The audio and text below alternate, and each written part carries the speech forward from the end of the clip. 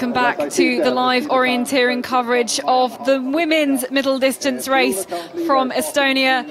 Jonas Mertz has swapped places with Jonas Matters and is now sitting next to me to bring you some expert analysis of the race today.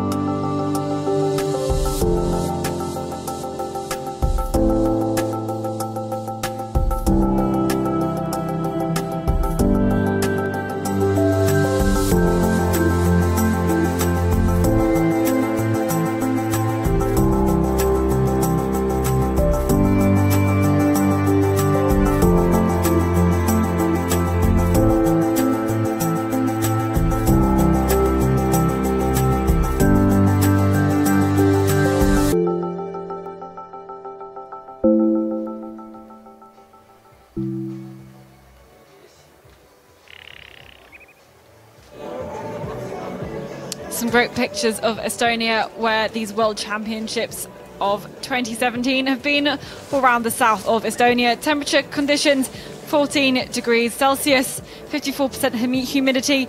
It's either really nice sunshine or heavy downpours, as I found when I interviewed Thierry Georgiou outside just after his 8th middle distance World Championship gold. So the forest has got a little bit wetter out there, but it's not proving to be too bad for the spectators in this quarry arena. It's very sandy, and the athletes, they pass through here 2 times.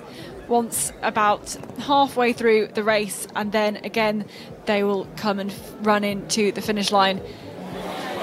These are some of the Norwegians getting ready in quarantine. Melanie Jansen's pink hair, reading a book and just getting relaxed for this race, trying to dispel any of the nerves. Some young Danes going in this race as well, and so there'll definitely be some support for them in this arena. It's been a good turnout, and this is what it looks like in the warm-up area. Some of the Brits, Jo Shepherd getting ready for her race there as well. They'll just make their last few preparations before they make their way to the start and out onto the course today. And it's going to be fairly similar to the men's course, obviously a bit shorter. We expect a winning time of about 33 minutes, and they'll just make their final preparations. Some athletes do like to have a little chat before they go off, and some really like to rest and clear their heads. So the course today is 5.1 kilometres for the women. Estimated winning time of 33 minutes, and there's 185 metres of climb. Start interval is 2 minutes, and they've been going off for just over an hour and 5 minutes since the first starter. So we'll have a little look at the course, and Jonas Mertz, can you talk us through it? Yes, we have quite the same characteristic of the course as we've seen in the men's race before, so that means quite many short legs and not really this long leg we are quite used to have in middle distance races. So here we are in quite similar areas the men already have been, and we saw many mistakes in that first part. Then we come to the arena passage, and after that we can say that it's a bit of change in the terrain. It's a bit better view visibility, and more distinct contours there. It's a bit more up and down, more steep, but we didn't see that many mistakes there in the men's race as we saw in the first part of the course. And then this third part from 15 back to the finish, I think it's quite easy orienteering. Visibility is quite good there, so I don't think we'll see many mistakes in the very end of the women's course. But it's going to be someone who can put together 21 fantastic legs who's going to be the winner today. Yeah, and we already saw that in the men's race. It's not much about taking the right route choice. It's mostly straight ahead and keeping your technique together today. So this is what some of the terrain looks like, and this is the whites that we can see running through at the moment, and there is a lot more visibility in the white. That's it's much easier running, and I think the visibility is key. Yeah, that's for sure. We have seen now here we are at quite in the end of the course, from between control 15 and 16. So here the visibility is actually quite good. It doesn't look like that in the very beginning, where it's more diffuse and a bit more flat than here. So I don't think they will have big problems here. But you can already see, even under the feet of our pre-runner here, that there are a few tracks out in the forest, and there will already be tracks made from the men's course as well. Yes, we will definitely see some tracks, but the men's course was, even if in general it was quite a similar course, the controls are not the same. There's only a few same controls as we had in the men's course, so these tracks can also lead you in the wrong direction and to the wrong controls, so that's kind of dangerous as well for the runners. Very true. These are the Finns, Venlahaju in the back of shots, and they will be wanting to make some good speed through the forest today. Venlahaju already with a 4th place in the sprint, I believe. She's had a good World Cup season in Finland already, running on home soil, so she has some of the best preparations alongside Meri Kuteni as well from Finland. Yeah, we saw earlier in the men's race that Meri Kuteni's boyfriend didn't have the best race. Let's see if she can do better. You mean Portin? No, someone else who? I mean Olli Markus Taivainen. Thank you very much. Okay, let's talk through some of the start list here. Who can we see doing well? Well, I think we have to wait quite long until we see the very big favorites of the day.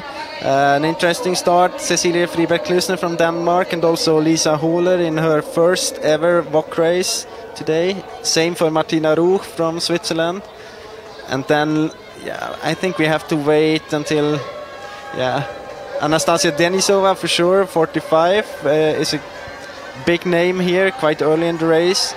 And then here we start to see the big favorites, Sabina Hauswirth for sure, Tove Alexandersson, Natalia Gemperle, Lina Strand, Helena Jansson, Emma Johansson. We have many big names here. And who is really going to suit this terrain in this course? I think that's really hard to say at the moment. As we saw in the men's race, there are many mistakes in the beginning, but we're not used to that in the men's race actually, and I think we will see the same in the women's race. It's very crucial to be precise from the very beginning and take your controls. Yeah, and maybe not push too hard in the beginning, and be sure that you see every hill you want to see and every detail you want to see, and are sure that you're in the right direction. So Marianne Haug is the fastest at the finish. She's just come into some great support from the Estonians, and that is a time of 43.41. So that's the fastest so far. Another one of the young Danes. Yeah, here we see Miritrani Ödum starting to her first WOC race. She has never been competing at the World Championships before. She was a junior world champion in middle distance 2013, so that's quite interesting.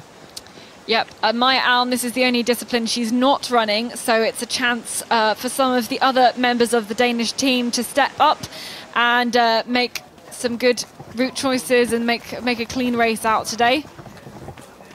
Martina Ruch, she's heading off to the start.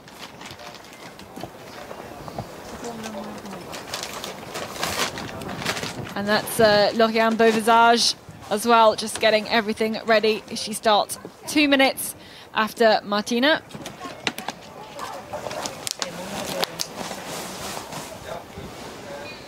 But here at the start, this is number 37. This is Jess Tully, the Scot. Yeah, she got a 17th place in the long distance earlier this week. Yep, I think all the Brits posted their best positions in the long distance World Championships, so that was great for them. There's no terrain, I can tell you, in the UK that's quite like this. Something very, very different, but the Scot Jess Tully, who's I know has been working very well as coaching with her club and inspiring lots of juniors to take up orienteering and to get better, she will be looking to attack this course today.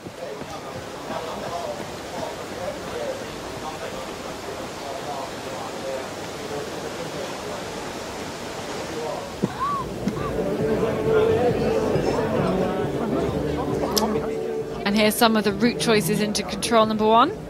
Yes, and we see that Andrine Benjamins maybe follows the tracks to the first control of the men's course, and we see that all 3 of them have a bit of problems. Klusner going to the second control, maybe following the track of the men's to the second control there. So we see it's quite the same beginning as we had in the men's race. It can be a bit nervous in the start, a bit diffuse orienteering. Maybe you're not that well prepared for that, and then yeah, you can do mistakes very easily. And that's a shame for the for Klusner after her silver medal, and she's got a couple of golds obviously from the sprint relay. Not a great debut in the forest for her, but we're watching out for the Estonian Eveli Kasiku in the forest at our first TV control, which for the women is control number 9, but this will be her on the way to number 8 at the bottom of a depression. She will punch this control and then again make the same route as the men up the slope, trying to avoid some of the brushing, some of the fallen trees that are down here. She just pauses, I think, and takes a quick look at her map to make sure she's heading in the right direction. And it's a good decision to go either left or right of this fallen tree here. And there we can see just actually how steep it is going up this slope into control number 9. But it's looking good at the moment for the Estonian. We're waiting for her to come over the crest of this hill, and then we can see her now. So it will be a new fastest time for Eveli Kasiku. And now we have a double Estonian lead there at the first split. There's some good times posted early on for the runners running on their home soil, but as we can tell you, not all Estonian forests look like this one here, especially from the one we ran in yesterday in the media race. It was very, very white and much flatter than this, so definitely running in some of the tougher Estonian forests today, so it will not be everything that she will completely be used to, but it's certainly an advantage to be running on home soil and to be cheered on by some home support. And we can say that Andrine Benjaminsen has come in 54 seconds behind Marianne Haug early on at our radio split in control number 5. That was after her mistakes out in the forest.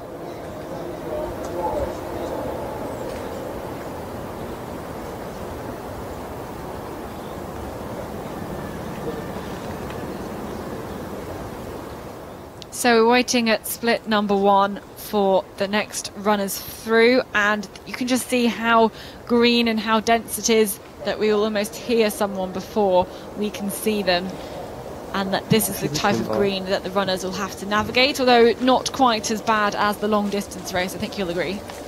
Yeah, definitely. I mean, it looks very green when we take a look out here, but it's actually not, it's not that bad. There's some places where the visibility is very low, but overall I would say it's still quite good, and it's a nice race. It's definitely a nice middle distance. Yeah, Honora Falls making her way to controls 8 and 9. I was saying yesterday as I ran most of the women's course that if I were running one race this week at WOC, it would be this one, especially in the second half of the race. Lovely contours.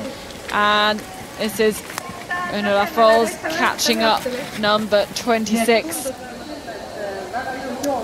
which is the Brazilian, the Sequeira. Honora Falls going into 6th place. Elaine Lentz from Brazil, we think it is. She's caught up. A good big Brazilian team that we've seen.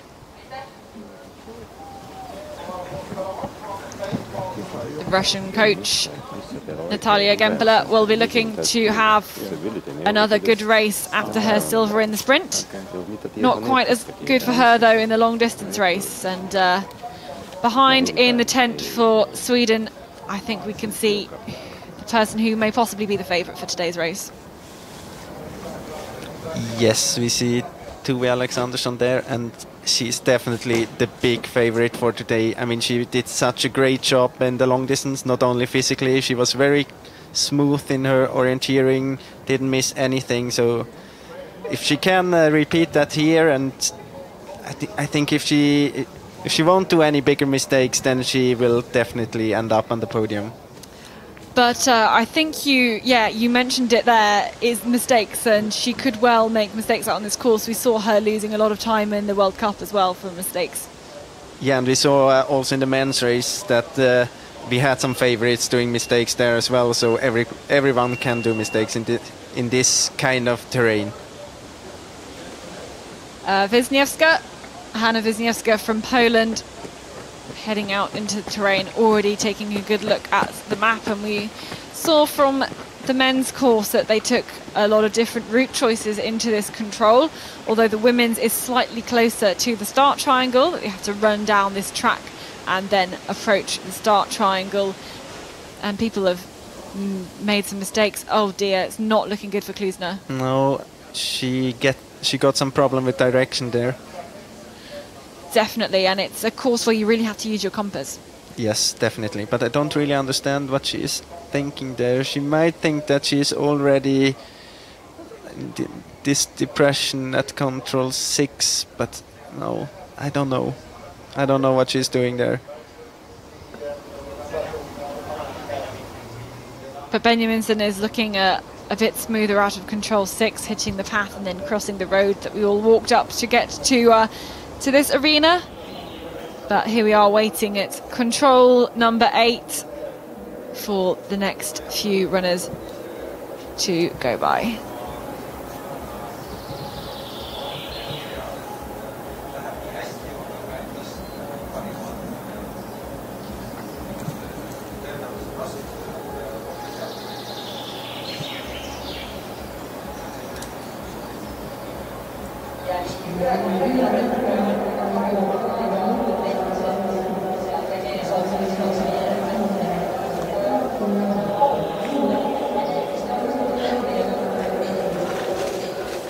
And this is Klusner that we see through the forest, and looking at her time, she is already a long way down on the lead from Kasuku at this point.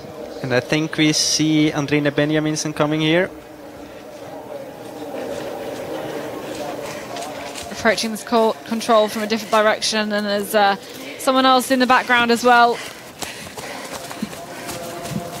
So current leading time at what is the next control they have to punch is 16 minutes and 16 seconds. So Benjaminsen is already behind, having still to go up and over this hill. 15 seconds behind already in this early part of the race. Benjaminsen, who did a very good race in the long distance and came 9th there in her first WOC race ever, so that's really good. Klusner's gone through the control in 7th place, 4.5 minutes down, but we're waiting for Benjaminsen, who goes into new second best position, 44 seconds down on the time from Eveli Kasuku. Hopefully she will have a better second half of the race and catch up some time. This is Natalia Gempele, the very smiley figure. And with her was Svetlana Mironova, who will be our last starter today. 69 women are racing. Of course, there is always a longer start list for the middle distance. Here are some of the routes, though. So now we can compare Kasuku, the leader at the first TV control, together with Benjaminsen, and we see that Benjaminsen is doing a big mistake already to the first control, and Kasuku is doing a small mistake to the third control in the green area there, missing the control by some meters.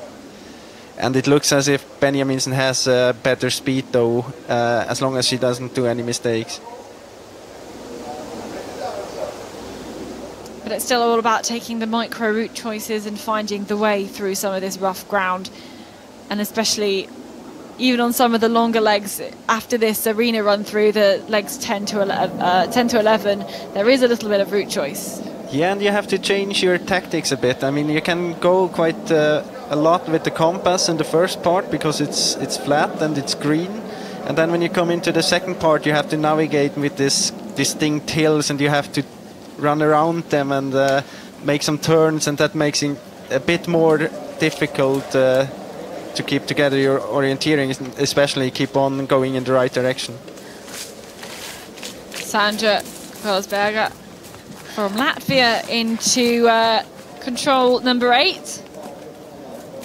But again, already behind the time of Kasaku, the Estonian, and is coming up to a minute behind as we can see her coming up to this slope. This is where you can see that the white forest is quite runnable.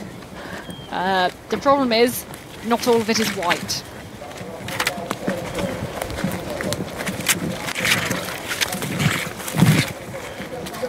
And these are some of the brushings, but again, look, you can see the tracks that have been made as the men already had that control, and many of them approached this control number 9 from the same direction as Grosberger. Goes into 4th place, 17 minutes and 39 of running so far. She will pass through the arena passage, but this is split 2, and we're looking for Laura Unas. But ahead of her is the Belarusian, who's Tatiana Zhiravleva. I did my best. Laura Unas, though, here looks a bit stuck. All she has to do is follow this ridge and to find the control. So she will go into 3rd place as she overtakes Laura Robertson from New Zealand.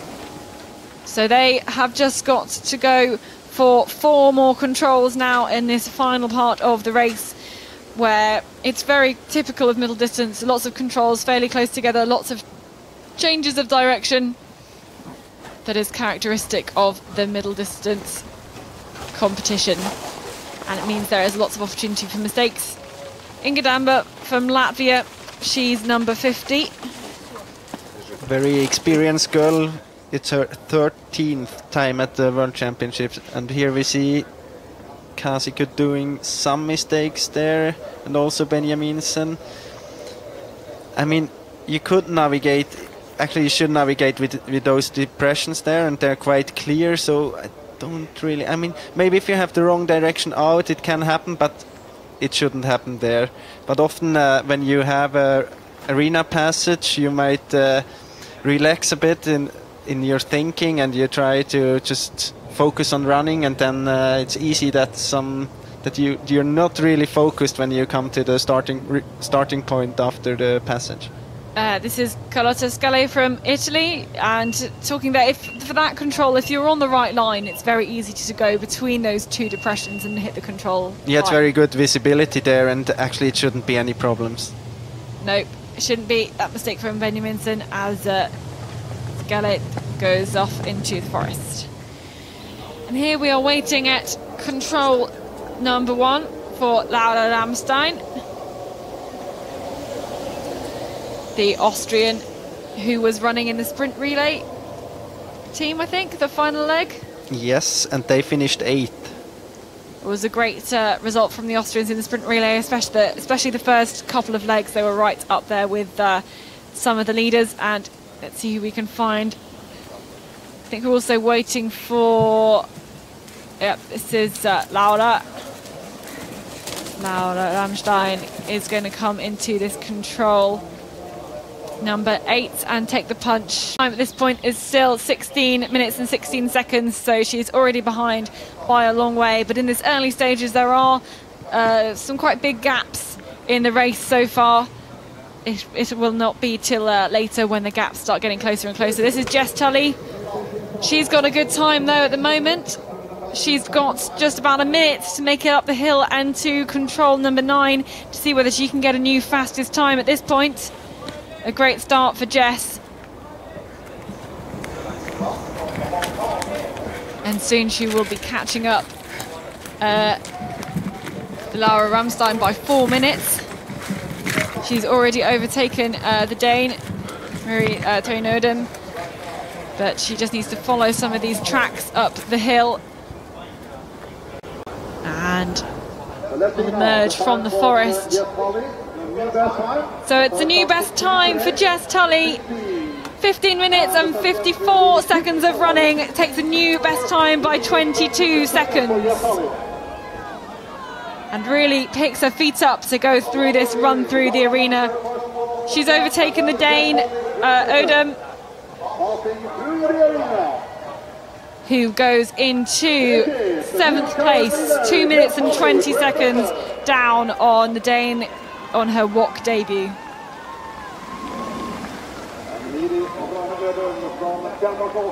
The Danish team, the women's team, has an average age of just under 23 years, so many of them making their debuts a young and possibly inexperienced team.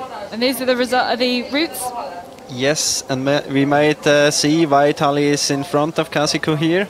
She's going quite clean in the beginning, and now we see Kasiku doing a small mistake, and Tully is going good there. No problems for her.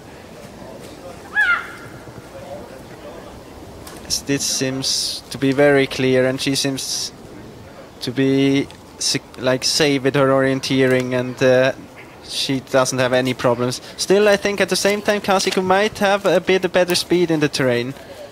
Yeah, but looks like Tully is keeping it very clean, using her compass well. See how close she was to the line on to control number 6. That was really great. This is Ola Panchenko taking a tumble there into control number 17, I think. It's very easy to do just that.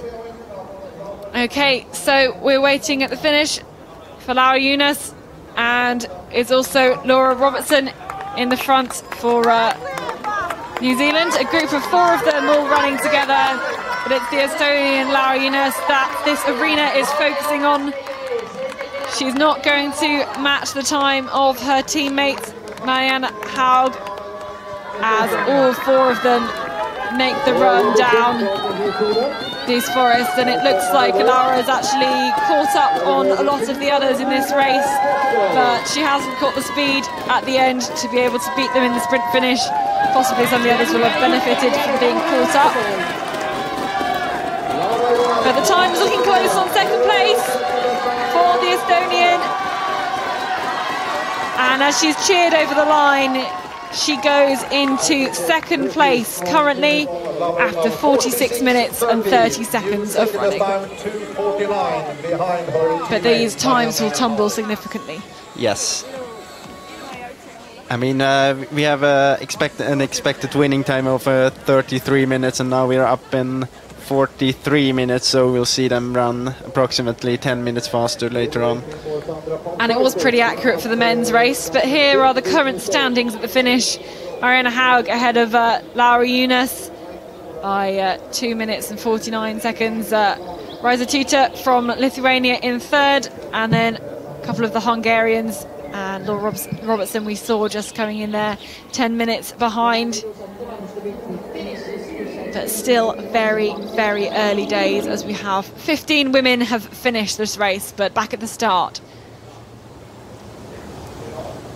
This is Natalia Efimova from Russia. She was 21st in the long distance race. Yes, and she was 11th in the WOC medal last year. So that's quite a big name early in the race. Very much so. And a lot of the Russians have been saying that they like this terrain. It reminds them of home. So we'll see if she's able to fare well around this complicated course and not make any of the mistakes we've seen already from some of the women who are some of the early starters.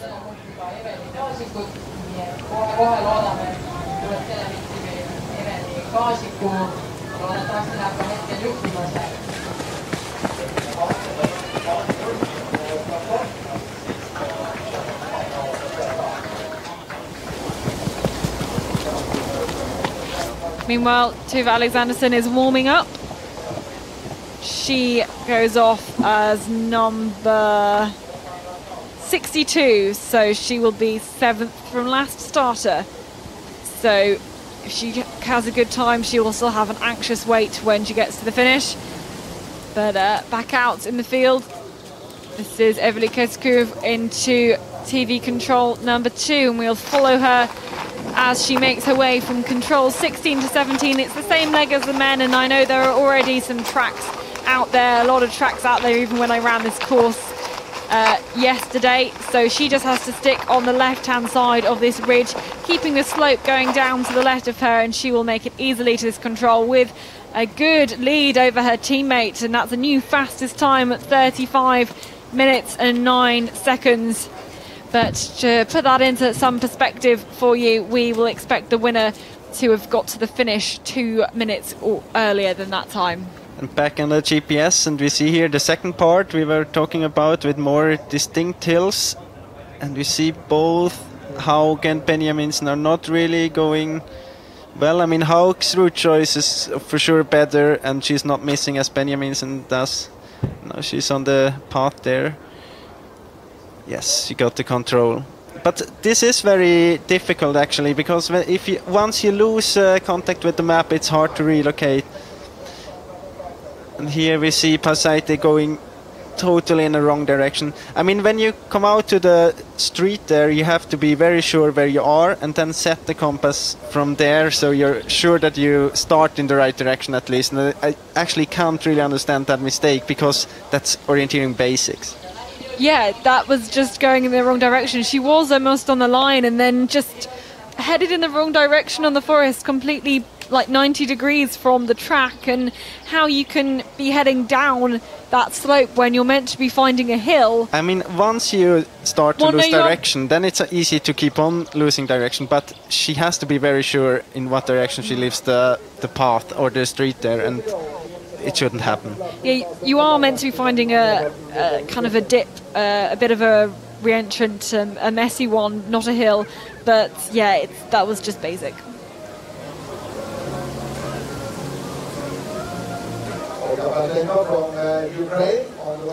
But of course, it's always easy to say, yeah, to explain orienteering when you're watching at it on TV. So, of course, you must remember that these are world-class athletes competing on the highest stage. And we know Lisa Hola has gone through the TV1 in 8th place. She's 3 minutes and 6 seconds down. This is Denisa Kosova from the Czech Republic. Yes, and she was the last leg runner for the Czech sprint relay team, and was overtaken there by the Swiss and the Danes on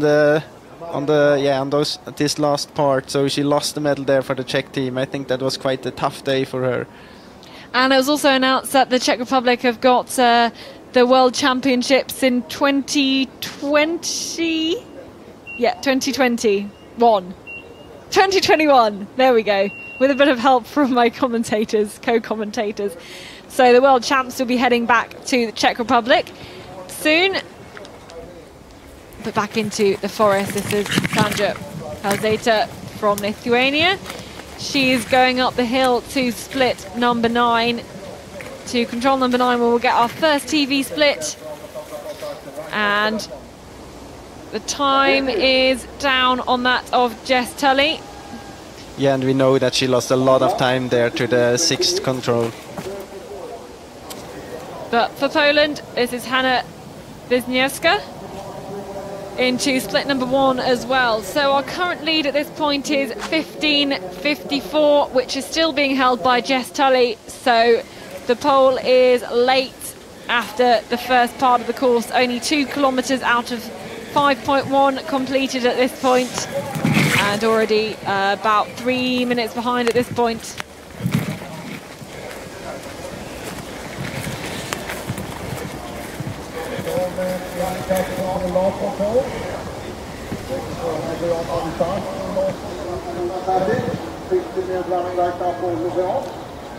So she will go into 10th place after 19 minutes and 17 seconds of running.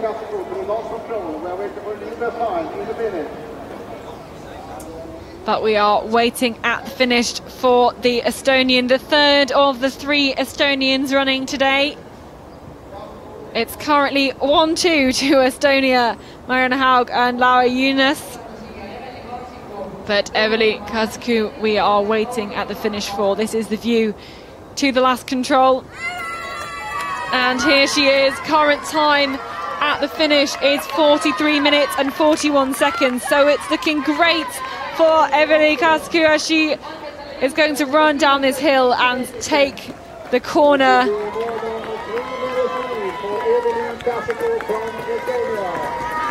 And she is over 3 minutes ahead in the lead after taking 33rd place in the sprint competition in Tartu. So it will be a new fastest time by a big margin for Eveli Kasku. And 40 minutes and 28 seconds, not yet broken the 40-minute mark, but that's a big time taken out and already some big gaps at this point. So now we have a triple Estonian lead there. I'm quite sure they would be satisfied if the race would be over at that point. Of course, but there's still lots of people to come. And here we see Martina Ruch doing a mistake, and also Scalle to the 4th control. Yes, mostly about that 3rd control there in the green. Yep, it's a tricky one. Yeah, as we said, it's about taking direction from the control out and then try to get together everything with the hills and the depressions and read all the way until you reach the control. Yep, and Ruch has replaced Judith Vida, who's, as I heard someone say at the World Cup in Finland, is on a baby holiday. I mean, what's one way of putting it? She's taking a break from orienteering, and she indeed is having a baby. Here's Sani Antonindo at the start, number 51. Yes, she has a 13th place from earlier this week in the long distance. Let's see if she can change the technique to a middle distance race now today. So how do you think you said they have to change their technique, what will they have to do differently compared to the long? Yeah, I mean, as we see on this first few runners we've seen with the GPS, it's the technique, the orienteering, that's the factor that limits your speed. So you can only run as fast as you can orienteer on the map, and as soon as you go faster, then you start to do mistakes. And I think that's what we've seen earlier now with many runners, except for Jessica Tully, who has done a great job so far.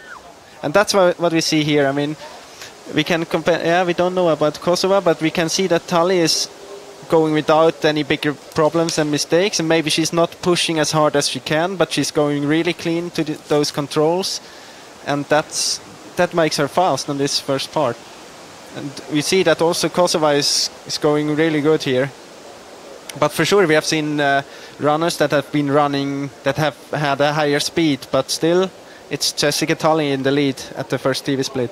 But I think we can even see from those routes that there's still room for improvement.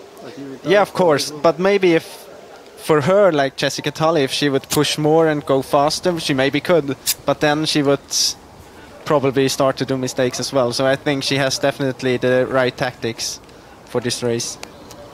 Definitely. There's going to be some complicated orienteering out there, and Vendula Hochkova just going to make sure her laces don't get untied, make sure they're taped up nice and tightly for her run. But the next starter, number 52, is Nadia. Nope, it isn't. It's Isia Basset from France, 18th place in the sprint earlier this week, and 28th place from the WOC middle distance last year.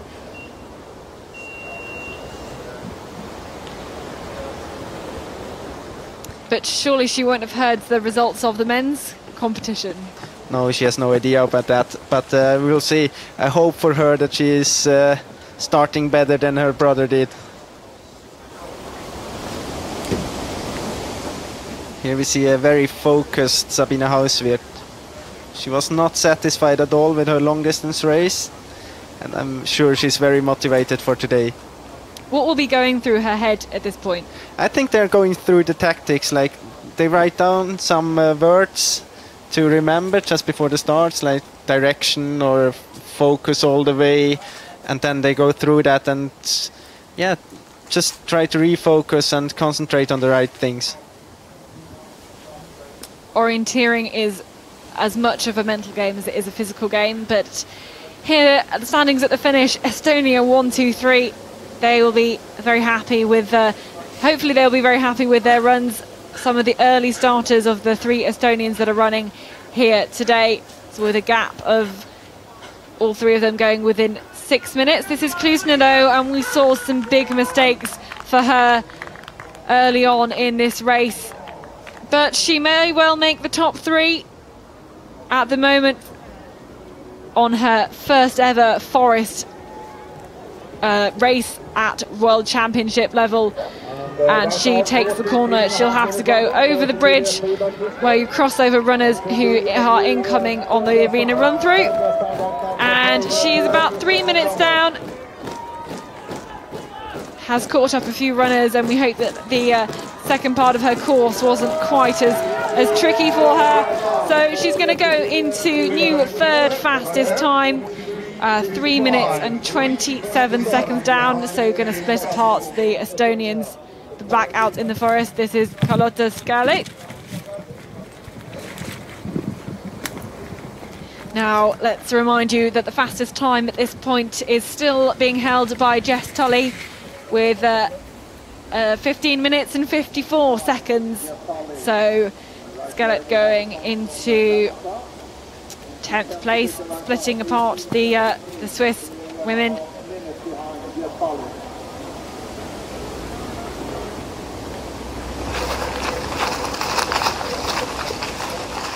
And now here's someone who we've seen having a tough time out in the course today, and she's going to have to head a bit more to the left if she's going to be able to make this control number 17. I think she can just see it ahead there. Not the route choice that most of them have been taking, but she makes this control 17 after 40 minutes and 55 seconds of running, and down into 7th place. The Norwegian who we saw make some big mistakes early on.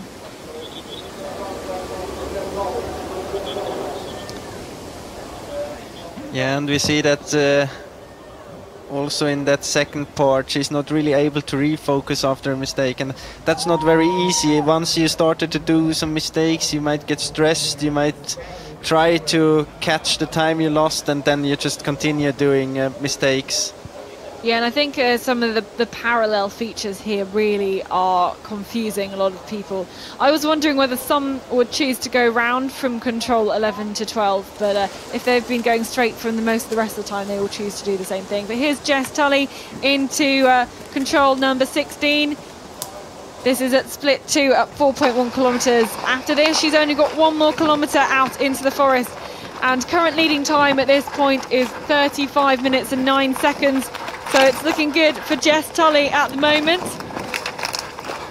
as she makes her way to control 17. There we are, we can see it in the distance already, and she's running with the Austrian Laura Ramstein.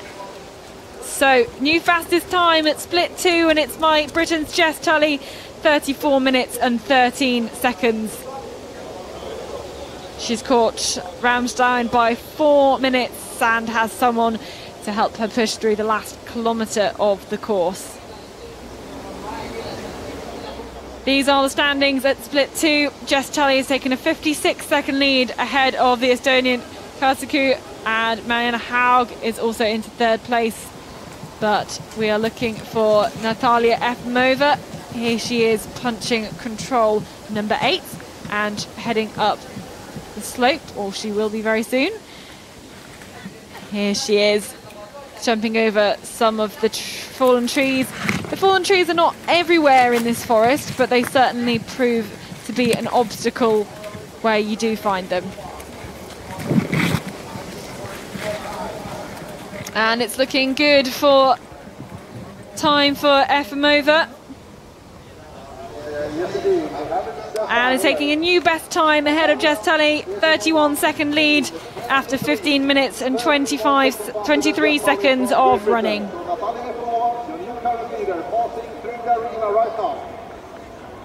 Looking very springy running style.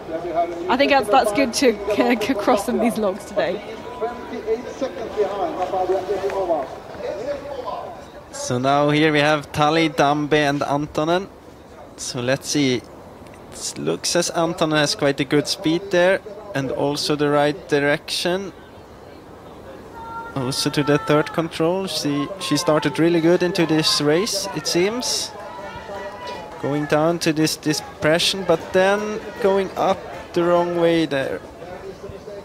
So also here we see that she's running faster than Tully, but Tully gets the wrong direction all the time, so she's ahead of Antonen in the end. Yep, Tully's got some good tactics going on there, and looks like she's holding it through the rest of the race. But Dambe is also looking a little bit quicker, and she's got a good direction going. Yeah, and Dambe is quite an experienced runner, so I think that helps her as well here. It's not the first time that she's starting into a race like that, so she knows what to expect and how to adapt the tactics. So Antonen has realised her mistake. This is another of the Brits. This is Holly Orr.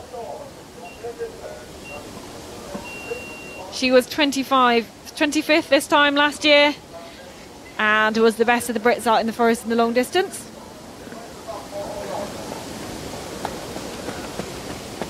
She took 16th place in the long distance 2 days ago, her best individual result at WOC level. So she's got some good form at the moment in this very tough terrain. It's good to see.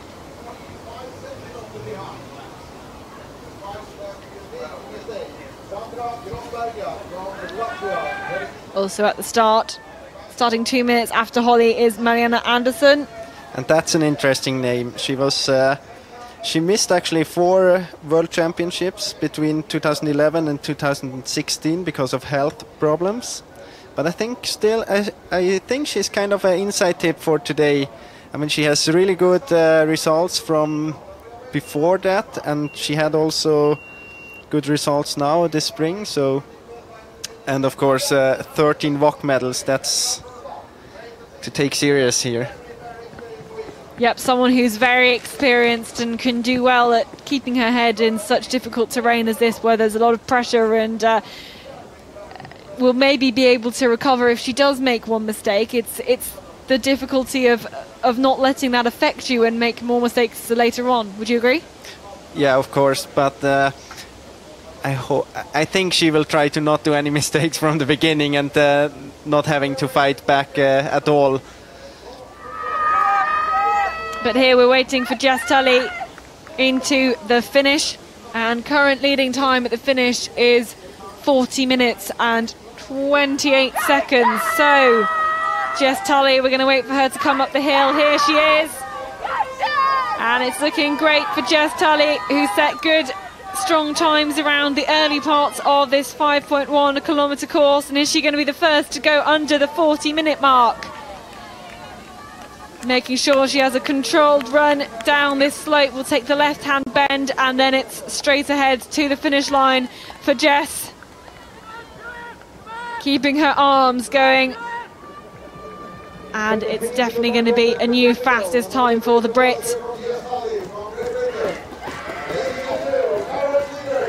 She's being cheered on by the Brits, and it will be a new fastest time. Let's see.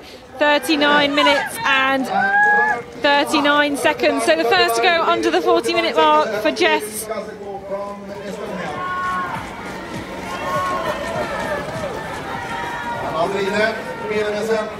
Norway also heading in the finish. And here we see, let's see if she continued with proper and good orienteering in the second part.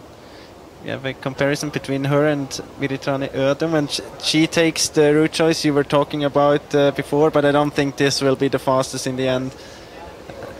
She's not that... I mean, it was okay, while we see Trane Ödum doing a big mistake at the 14th control, we saw that Jess Tully was quite okay doing a mistake there around 4. Yeah, and now we see Trane Ödum doing a mistake again. But we saw that Jess Tully continued with quite good orienteering, some smaller problems to control number 15, but I think overall she can be quite satisfied with that, and also at control number 12. But I think she will be satisfied with this race. Yeah, she had some very good tactics. So Inga Damba, she's going to split number 1.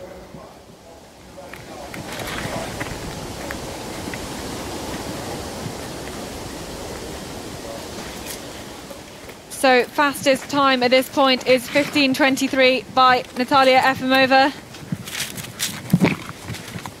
And Inga Damba is very close by as she makes her way up this slope.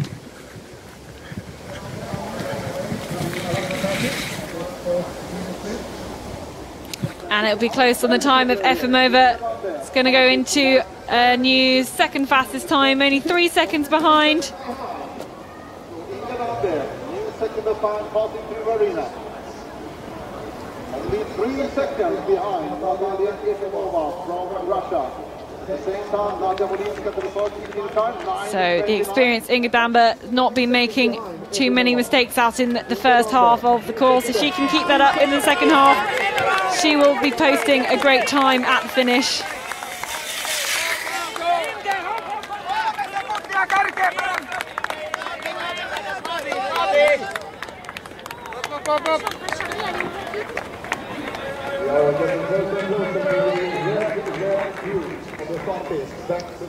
Here we see Sari Antonen and Denisa Kosova both doing a mistake to the 5th control. Antonen quite early with recognizing what happened, but Kosova continues to do mistakes there, and yeah. Are there more mistakes on this for these women running than you were expecting? That's hard to say. I mean, we have seen many mistakes even in the men's race, so it is difficult there, of course. But we were actually expecting, also the girls having problems there. So it's not totally unexpected. It's the kind of terrain that allows you to make, or that's like triggers you to do mistakes, but still I think it's some kind of that you want to run faster than you actually can, and you might even be a bit aware of that you lose control and contact to the map, but still you think it's a world championship, you have to push very hard and you just continue, and then it's too late when you notice that something's wrong. Here we have Sari Antonen into control number 8.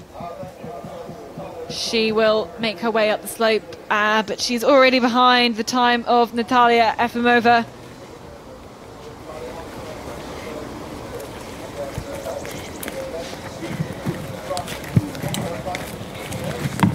She's 20 seconds behind.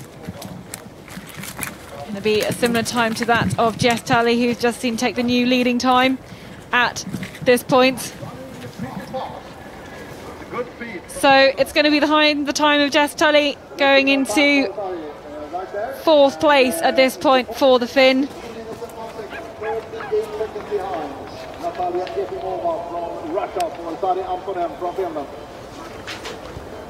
So Jess Tully has just joined me fresh from her race and posting a new fastest time. Were you satisfied with your run today? Yeah, I guess I have to be satisfied. I made one quite bad mistake where I panicked for a bit, but yeah, it was really, really tricky. So yeah, I think I'm happy with how I managed to get through it. Yeah, we've seen your GPS routes. We've been following it quite closely, and actually, no, you seem to do very well and keep fairly clean orienteering where others have made mistakes. How did you think this was? Let's have a look. We can see some of your routes here where you were able to make it to 4 quite well, and Antonen made a mistake. Yeah, I think maybe my speed was not really high, but I just tried to always know where I was. I realised right from the start that your brain just had to keep on going the whole time, and you just had to it almost felt like a control pick a lot of the time, and knowing the times to simplify was yeah, quite key, I think, but hard. Were you expecting that about this race, and were you able to do this as a strategy? Yeah, I was expecting it. We'd been, as a team, like looking at the maps a lot, so I was really expecting the low visibility and just really intense on the brain. So. Well, it seems that you've been taking the right tactics and not running too fast. So congratulations on the fastest time at the finish. Cool. Thank you very much. Thank you very much. Okay, but there's still lots of people to come out in the forest. This is Sabine Hausert, and she's surely someone who can challenge for a medal today.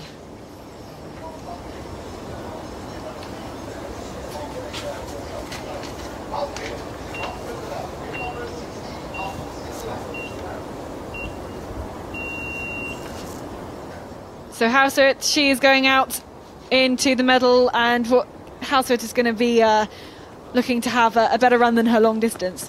Yeah, of course. She seems to be in great shape. We saw her running the sprint relay and passing the check there, taking the bronze medal. And I think she says that she's in good shape, and it will be interesting to see what she can do on this course. It will be crucial to not start too fast and attack the controls too aggressively, but we will see. We will see indeed as we take a little look at the world champion. These are some of the routes though. Inga Dambo is live compared to Jess Tully, and as she was just ahead of Jess by 28 seconds going through the arena passage, and is taking a very different route. And I think this is one of the legs where there is a little bit of route choice involved. Yeah, it is. And I think Inga Dambe tries to catch this small path there and then to this vegetation boundary. But I'm not sure how good visible those vegetation boundaries are. We didn't really see them yesterday, or it's hard to see them when you're in competition speed. So.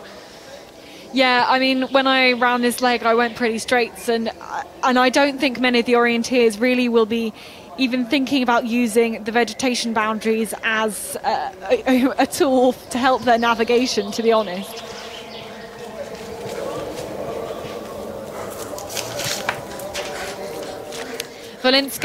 Nadia Valinska, she's making her way to control number one.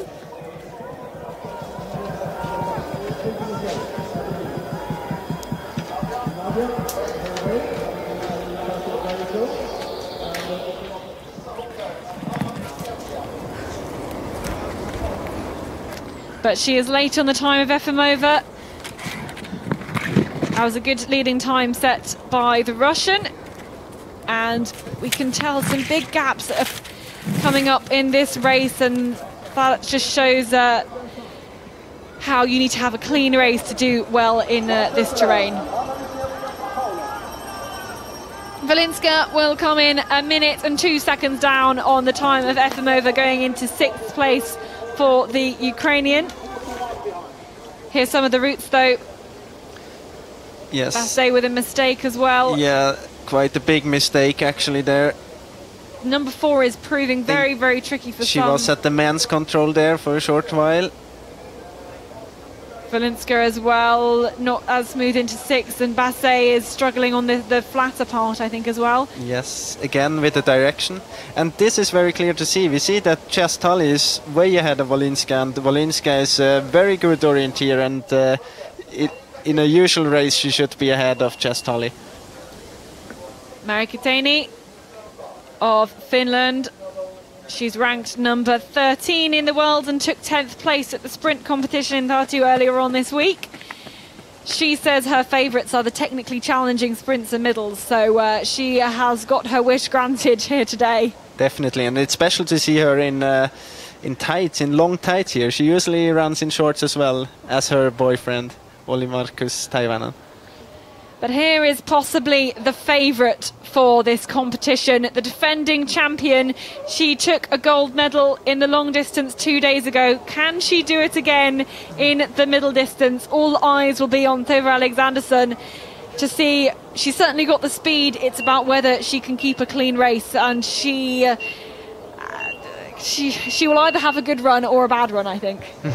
Yeah, that's very wise words there. Yeah, I mean that she can lose a lot of time on a mistake. Yeah, and she has been known to do it before. If she keeps a clean race, then she will be really good, but otherwise she could blow it. I mean, she's very, very well aware of that she has the speed to win, and I think that can help her as well. She knows that she doesn't have to push very hard to be the fastest girl here, and that she can focus on orienteering. If she just gets through without any bigger mistakes, then she will be top 3, I think. So these are the comparisons between Tulli and Ingadamba, and the Latvian looks to be ahead. Again, taking an indirect route into control 12. But she makes the control picking quite easy. She gets down in the depression and follows the other depression up. So it's a way to make the control picking easy for yourself, and I think that's the right tactics here. Yeah, and Tully made a bit of a mistake into 12, and I think that was saying where she was panicking a bit. But let's go back to split number 2.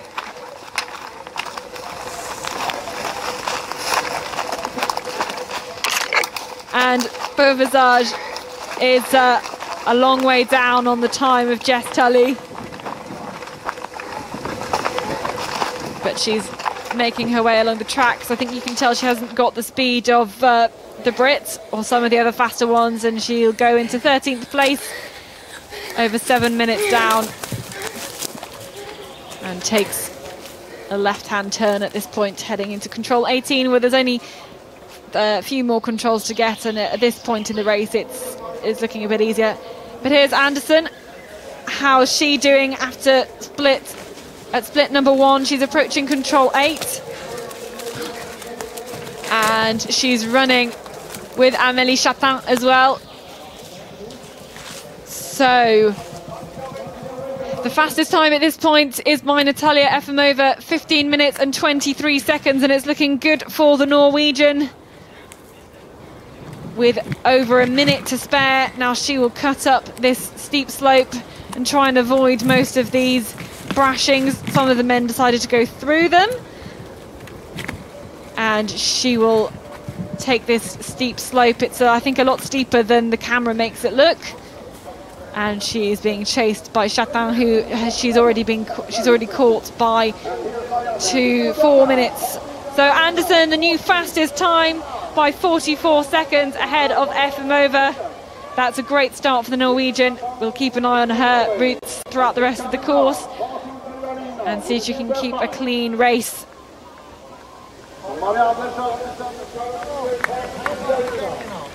So passing through the arena, will be cheered on by both sides through this very, very sandy arena. It's sapping this terrain, and we'll go through the tents and up the other side, back out into the second part of this course.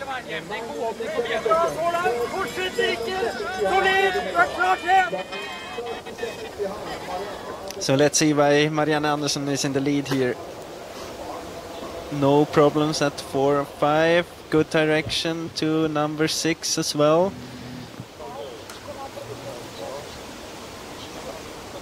Yes, as we see Chatin having big problems there, and I think Marianne Andersson is playing her experience very well here in the beginning of this course. No problems there, so that's why she's in the lead.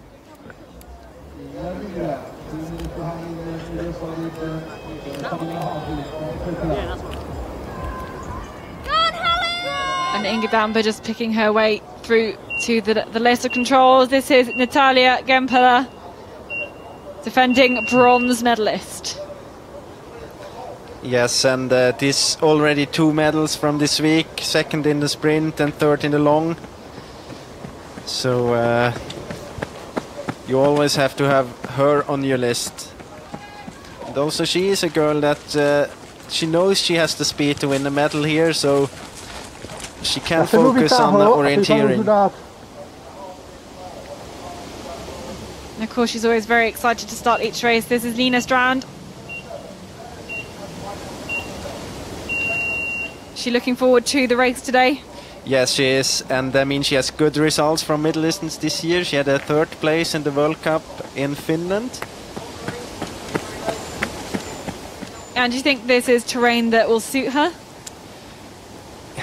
It's difficult to well, say. It's very difficult to say. She definitely likes tricky orienteering, but I don't know about the visibility. That's nothing you really like as an orienteer. So here we have the comparison between Teini, Hauswirt and Andersen. All three of them going well to the second control. Teini going a bit around there, losing some time, and also missing the control.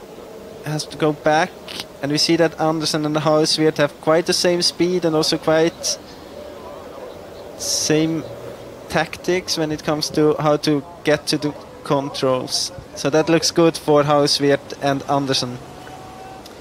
Venlahari, number 65, took 4th place in the sprint and was 15th in the middle distance race at the World Cup. So someone who could be challenging for a top 10 position. There are only 4 runners to go after her. So we are getting close to the very, very final starters.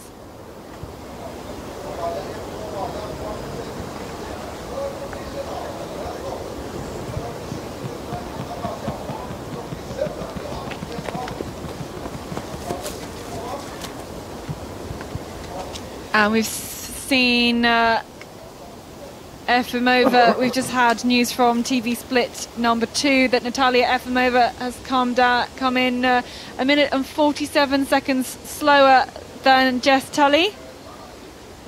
And we're waiting for Lizzie Ingham, the New Zealander. She's also running alongside, looks like, Anastasia Denisova, who she's caught by 6 minutes. That'll be a good boost for Lizzie Ingham as she spies the control. So that's control 16. And you can see them running together.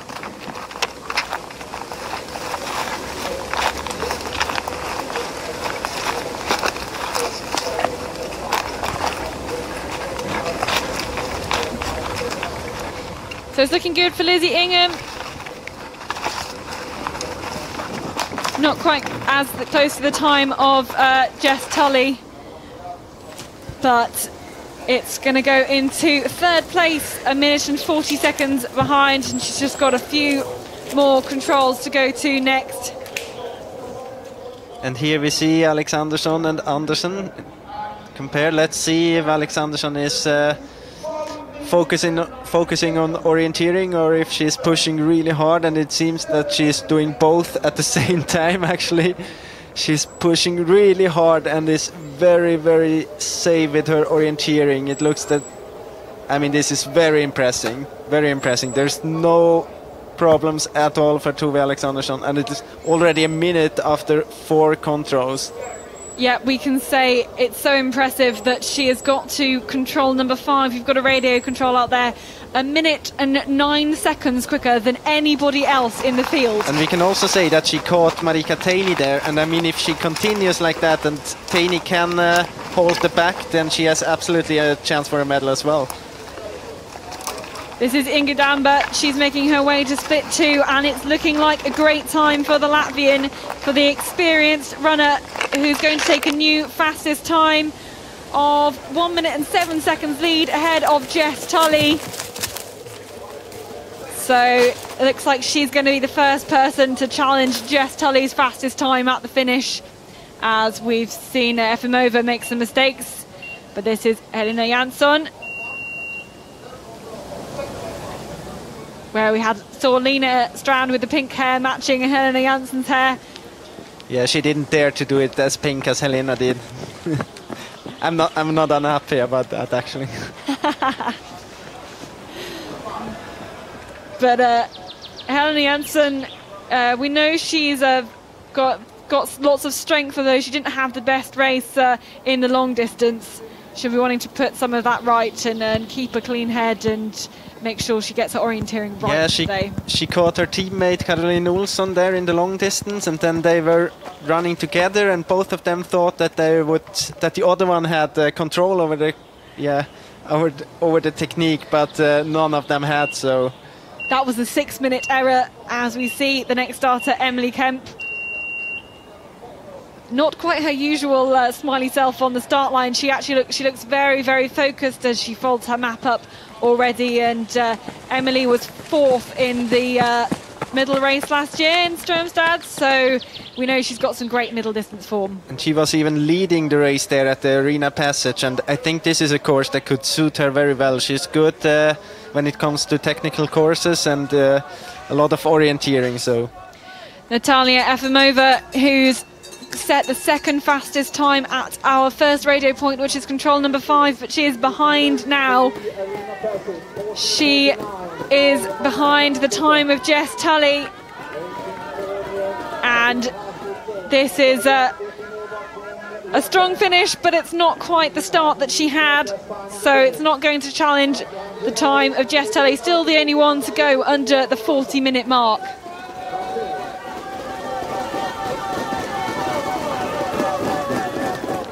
So it's going to be 3rd place for the Russian, 1 minute and 43 seconds down. But back in the forest, Sari Antonen is 25 seconds behind Inga Damber, and we saw her make some mistakes early on, I think. Yes, she did, to the 4th control. But looks like she's had a lot cleaner second half to her race, as we see her through this 4.1 kilometre mark. Only a kilometre left to go before we'll see her at the finish. But we are looking for the defending world champion here at TV point number 1. Current leader at this time is Marianne Andersson with 14 minutes and 39 seconds. Let's see how Alexandersson is doing. And here she comes through the forest. She's already spied this control and is looking very fast in her running speed through the forest.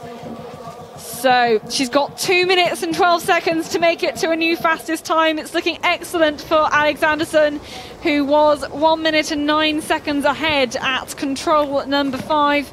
But this is control number 9 she's got to get to, and she's got to bash her way through some of these brashings to get out to the control. What will the lead be? It will be a massive lead for sure. So Alexandersson is going to come in with a new fastest time of 1 minute and 38 seconds after only 2 kilometres of running. And what a great start from the defending champion. Faultless start at the beginning, and what a great lead for her.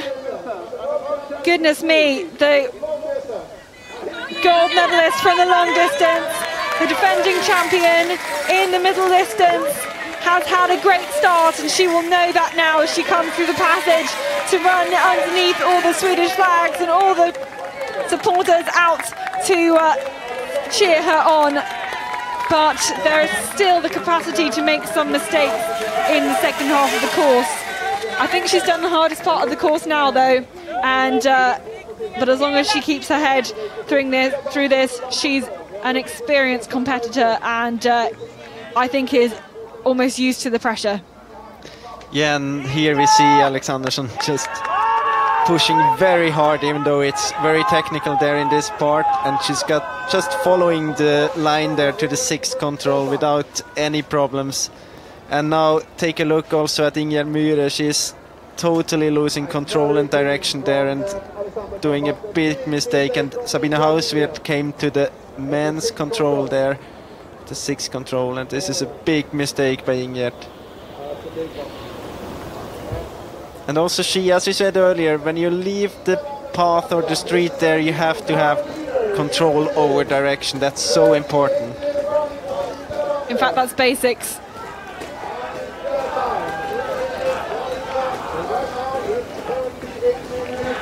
And it's a new best time from Inga Damber. She crosses the line in 38 minutes and 46 seconds. The first one to take over the lead from Jess Tully, and that's a thumbs up from her there. Happy with her race. But back out in the forest, this is Nadia Valinska to split number 2.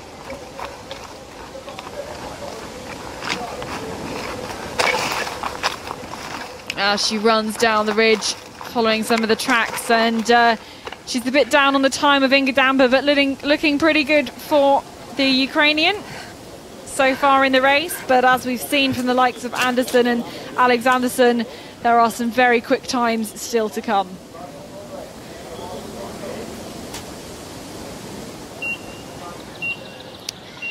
Emma Johansson, second to last starter. Yeah, and she has a third place from the World Championships Middle Distance 2015. She was even in the lead there, just some controls before the end. And then did a big mistake there at the control we thought would be quite easy, the same as Thierry Chauchou also did in the same race there. So she is a good middle distance runner. So waiting at the finish for Sari Antonen.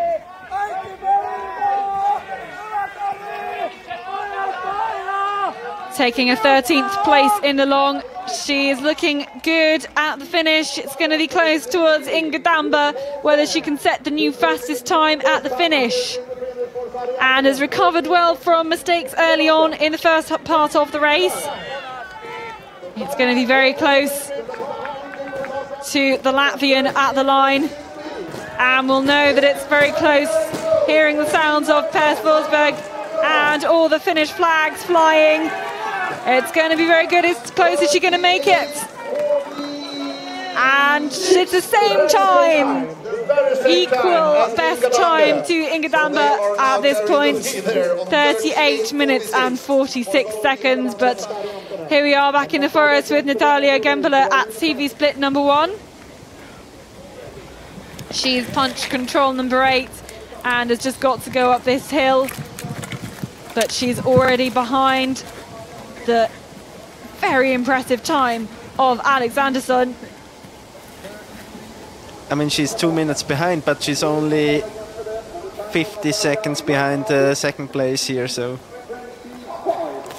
Just goes just behind Efimova, her teammate. We know Efimova struggled in the latter part of the races, and this is Anderson coming into control number 17. Punching it and takes the new best time by 3 minutes and 28 seconds. What a great time from Anderson.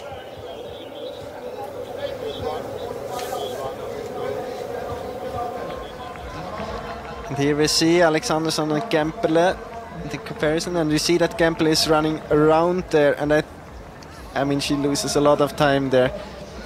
She also stood still at number 1 for a while, when you could see Alexanderson just went straight through, and that was not a good route choice there for the Russian. And you also see that she's just running faster as well. She's just running away from Gempele there. Yeah, she's got the speed through the forest. She's also got the navigation speed to match it. She's used to having to make decisions quickly as she's able to, as she's such an expert in ski orienteering as well, and you really have to make decisions there every 6 seconds. Here is our final starter. This is Svetlana Mironova, taking a 5th place in the sprint relay. This is her second competition, second race this World Championships.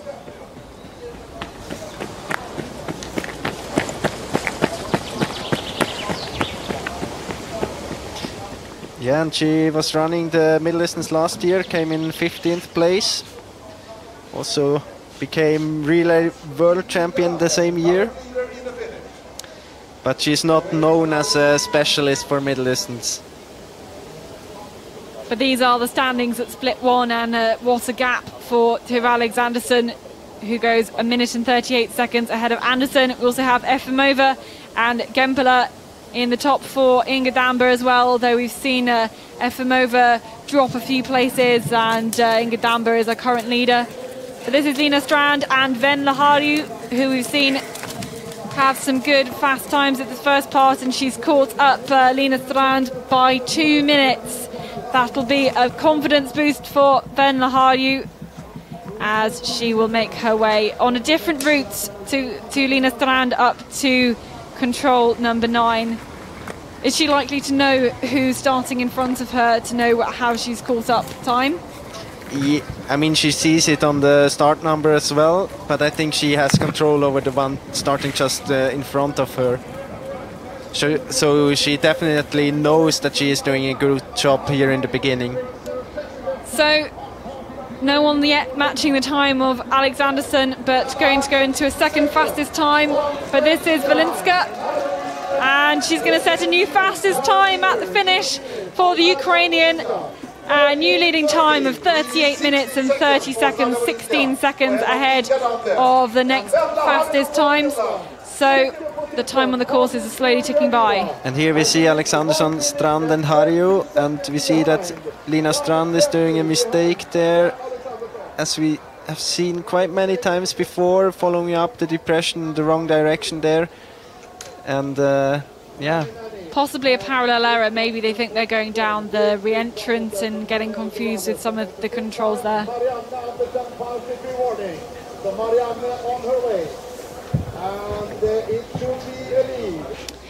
This was the leading time, new leading time from Valinska.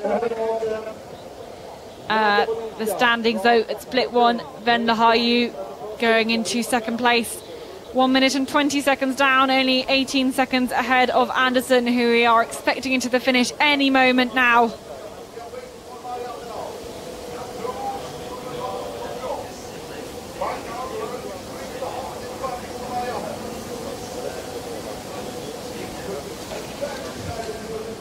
So we are waiting for Anderson at the finish.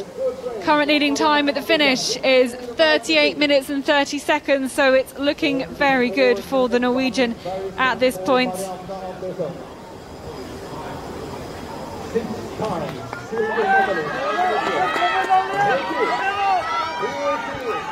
Marianne Anderson has got a great lead over Valinska, and it's looking very good for the Norwegian, who's got 13 WOC medals.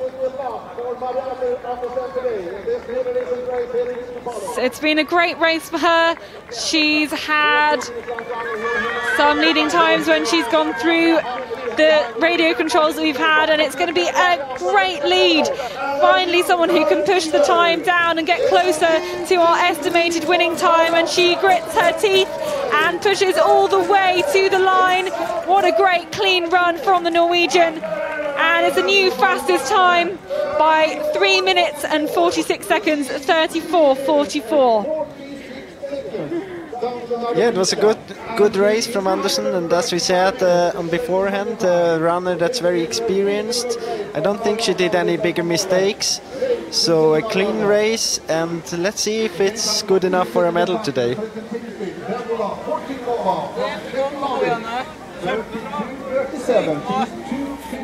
And of course the middle distance is a distance where speed is possibly more important than the long. You've really got to be able to push very hard over these 5.1 kilometers. Here is Janssen, and she is down on the early times. Current lead at this point to Alexanderson is 13 minutes and 1 second, so she's already 2.5 minutes behind. Not had a good start to this race, as she makes her way up this slope and into control 9, where she will make the arena passage, and time is ticking by for Janssen. She's not been able to match her great sprint at the end, although she was given a great lead by her teammates, by Lysel and by Leanderson. So into 12th place and 3 minutes and 10 seconds down on the lead by her teammate Alexanderson. Not the start she would have hoped for, but if she can make no mistakes in the rest of the course. Now here are 3 Swedes. Yeah, we see the 3 Swedes together here, and we see that Alexanderson clearly has the highest speed there, and also that Strand has the higher speed than Jansson here in the beginning. But then we know that she's going to do a mistake to the 4th control, and Jansson is going clean to that one. Now okay for both Jansson and Strand. Jansson going down to the men's control there, so that's where she loses some time. But we see very clearly that she doesn't have the speed to match Alexanderson. And here we have Andersen and Alex Andersson. And Alex Andersson trying to follow the vegetation border there and still going very strong. That was a really good route choice actually to avoid a lot of the climb on that leg, and has done very well there, and also getting control 14 safely. And we see there's no problems at all for Alex Andersson. This is really, really good. And we know that she's coming into the open forest there. And I mean, if she managed the first 75% of the course that well, I don't think there should be any problems at this last 25%, because it's maybe the part with the best visibility. So Emily Kemp has gone into 9th place at this point, and this is live time with Venla Harju, who's very close to Andersen, taking similar routes. I think we see here maybe a fight for the medals behind Alex Andersen, between Harju and Andersen. And we see that's quite similar in the route choice. We also know that Alex Andersson was taking a route more to the north there, following the vegetation border. But yeah, at the moment it looks as if Harju has a bit better chances to get this medal. But still, there's some controls left, and of course a lot can happen here. We have seen many girls doing mistakes to the 12th control.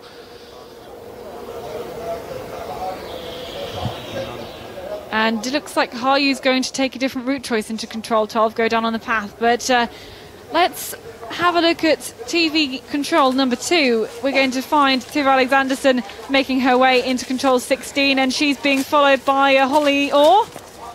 So Tiva Alexanderson has caught up on Holly, and she will make her way surely with a new fastest time into control number 17. She's got to run up this route, staying quite high, and Holly's able to hang on to her. Now she needs to make sure she keeps to the left and gets this control.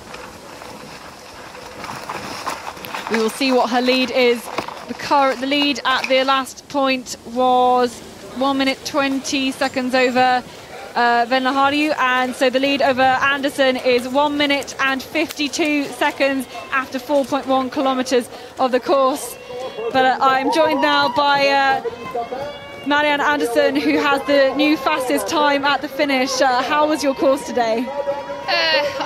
It was a tricky course, and I've done a quite good race, but I've done some small mistakes. So a 30-second perhaps on the first loop, and 2-3 times perhaps 20 seconds on the last loop. So it's possible to gain time on me.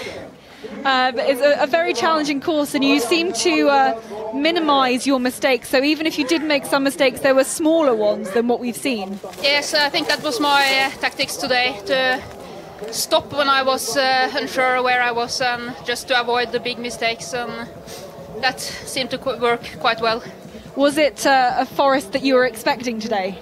Yes, I think so. It was quite like we had expected. And we've been following the GPS routes with you and some of the others, and it looks like at the moment you are battling with some of the medals compared to some of the others. How does that make you feel? Well, that's above my expectations. I'd hoped to battle for that top 6 with a good race. But we'll see. It will be exciting. And do you think your experience though is showing through here, with you're able to have a good race? Pretty good race. Yeah, perhaps.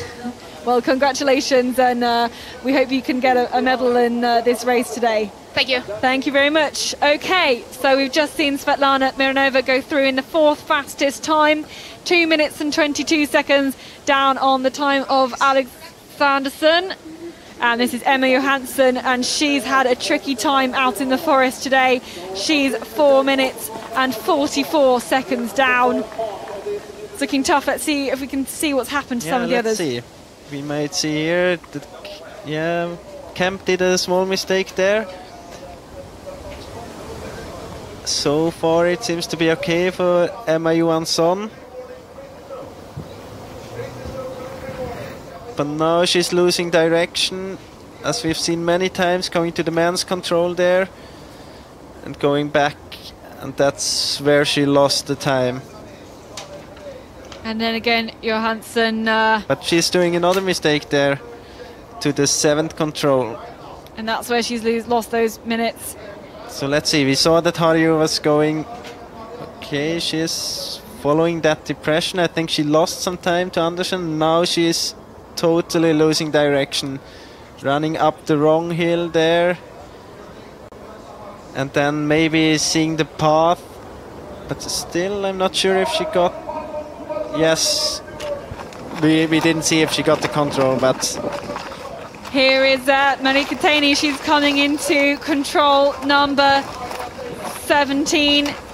But we've had a pre-warning from Alexanderson, so we will be expecting her at the finish any time soon. But Taney is behind. We saw her make some mistakes early on in this course. And she is 5.5 minutes down after 4.1 kilometers of running. We also know that she was caught by Alexanderson, so she wasn't able to follow Alexanderson all the way to the finish. Because I think that would have given her a medal. This is Tove Alexanderson coming into the final control 21, with Holly Orr running just ahead of her. It's looking like a great time from Alexanderson, and her GPS routes have been clear the whole way round. So it's going to be, she's got just under 3 minutes to spare to see if she can get to the finish, create a new fastest time, and what a lead from Alexanderson. It's incredible, her race. And from what we've seen, it could be another defence of a world title after winning the long distance 2 days ago. She won last year in the middle distance race, and she has not made a mistake out on this course. What an incredible run from Alexanderson, the firm favourite for this race. It's looking like she's doing it with a smile on her face, and she can high-five the Swedish coach and make her way to the finish line, and it's going to be a new fastest time, 32 minutes and 34 seconds, a lead of 2 minutes and 10 seconds. What a run from Alexanderson. I mean, what a lead. I mean, I don't know what to say. This is so good. This is so good orienteering. It seems as if she's not able to do any mistakes in these forests here. Being congratulated by Joe Shepherd as two of the Brits come in together. Joe into 10th place and Holly into 22nd. Now we have to take care about the medals. So that's a fist pump from Alexanderson. So from what we have seen so far, Venla Harju was 1 minute and 20 seconds behind after TV1. Svetlana Mironova was 2 minutes 22 seconds down, and I don't think anyone else can challenge this. Tove? Tove, yeah. No, there's no way. I mean, that's the world champion in middle distance for sure. Well, yeah, some things could happen. Well, no. Well, no. No. Okay, I've been told. We saw Venla Harju making some mistakes, so we're pretty sure that this is the world champion, and this is how Harju has dropped behind Alexanderson. As we are live on Venla Harju, we saw her making some mistakes into control number 12, and Anderson could well end up with a silver medal here. Yeah, that's very possible, and we see that she lost approximately 1 minute, Harju, on control number 12 and 13. So Sabina Hausreth, she's got to make the run up the hill to control 21, and then the final run into the arena. I imagine she will also be disappointed with her run today, making some mistakes, and she's going to be 5 minutes down, nearly 6 minutes down by the time she gets to the finish line. And I mean, 5 minutes and 46 seconds from first to third place, and that's just incredible. Yes, that's a big gap for a middle distance race. Although we do have to say that there are still, after Alexanderson, there are still 7 other runners. So, yeah, some of the other minor positions could be decided on some of these later runners, as one of them is Gempela, but she is 5.5 minutes down at split number 2, and she will go into equal 5th place with Marika Cheney. Everybody making some sort of mistakes out here in this race, and this is Cheney.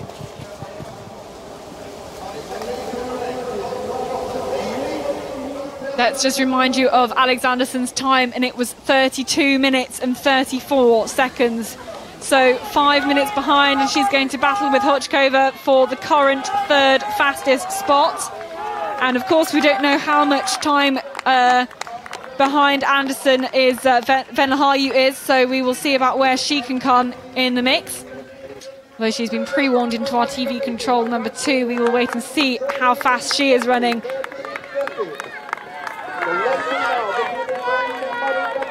But Marika Cheney, the 28-year-old who says she likes these technically challenging middle distance races, is going to come into, I think, the 4th fastest time. She's just going to be a bit slower than Hochkova from Czech Republic.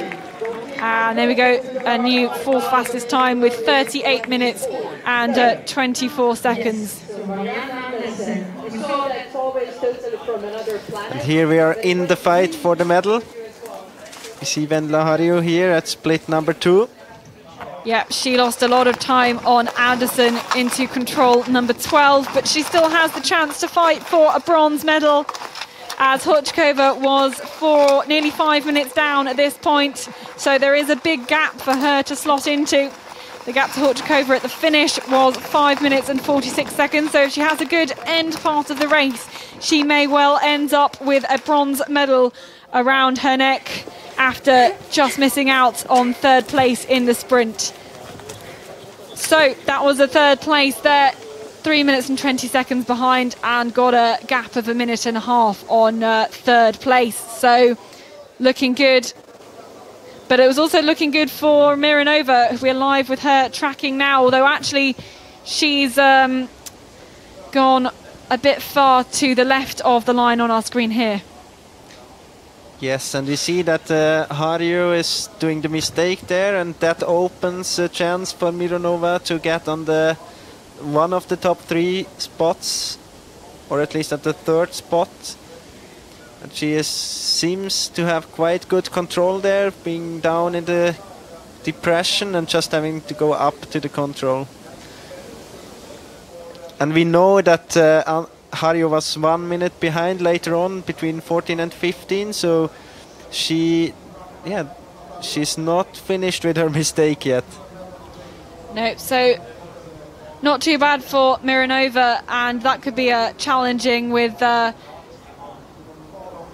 Venlahayu for the final few spaces. And mustn't forget Gempela, who's been pre-warned into the finish as well. But is that a mistake from Mironova as she makes her way onto the top of the hill, and she actually has to go down into this re-entrant part of the... Oh no, she makes her way a bit too far up the hill, that's it. Yeah, maybe just the GPS tracking was not very accurate there. But she's definitely coming closer to Harju, and we see that Harju is doing a small mistake there now, not going very straight to the control, and that might open a chance for Mironova, even though she seems to have control now, Harju. This is Gempela into the finish. She is a long way behind, though, on the time of Alexanderson. It's going to be nearly 5 minutes. Let's see her make her way up these slopes into the open area at the top, where she will find control number 21. And then she's just got to run to the finish. It's going to be tight on the time of Hochkova. She's got 40 seconds to make it into the new 3rd fastest time. Can she do it? For the Russian, who has been... no, she probably never saw Alexanderson out there. And it's going to be close on the time of Hochkova. But Gempela, who took third in the long and second in the sprint, it's not going to be as good, we think, for the middle distance race. And she will go into the new third fastest time, punching her arm out in front of her so that the EMIC crosses. What was she saying? She normally gives us some feedback about her run. Oh no. Unhappy face as we catch up with Helena Janssen. She's coming to TV split number 2 in the third fastest time, 4:49 down. And again, that is a big gap to Venla Haju.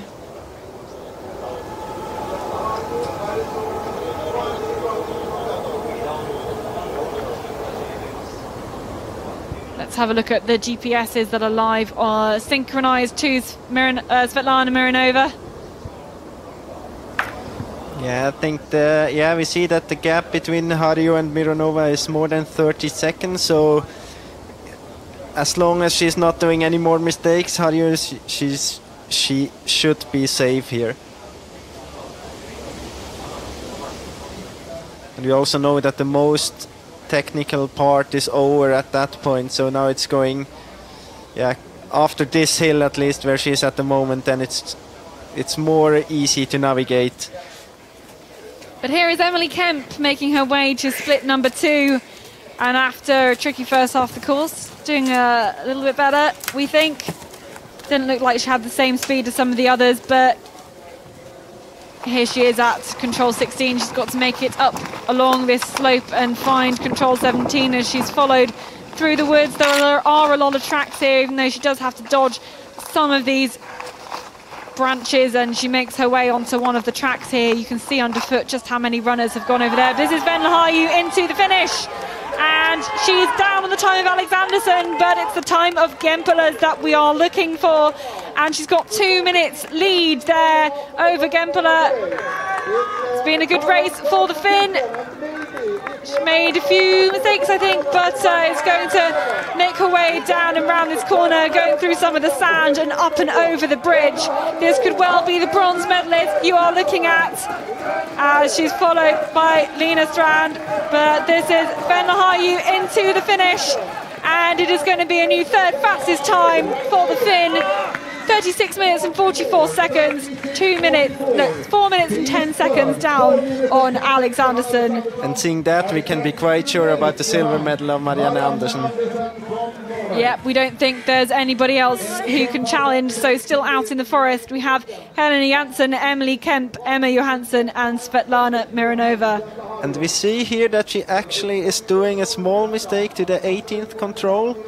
But I don't think it's big enough to open up a chance for Mironova there. But let's see. Yeah, Mironova still about 30 seconds behind. But yeah, it was the mistake at about control 18.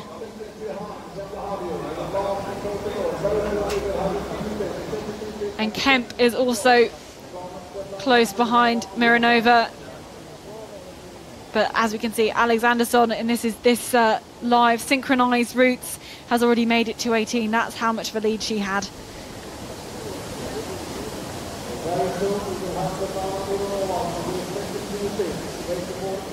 So we will see Mironova when she gets to control 16. She's just got to go down this hill here and then back up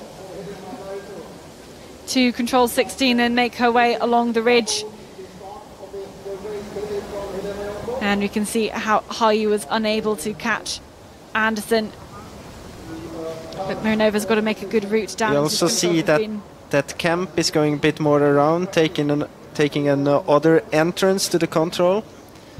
Yeah, that's the one I took. I decided it was going to be better to go around some of this depression that Kemp's just passed, and then it's not too difficult to go and find the control here. You've got to make sure you're on the right place on the slope, though. This is Janssen. She's coming into the finish.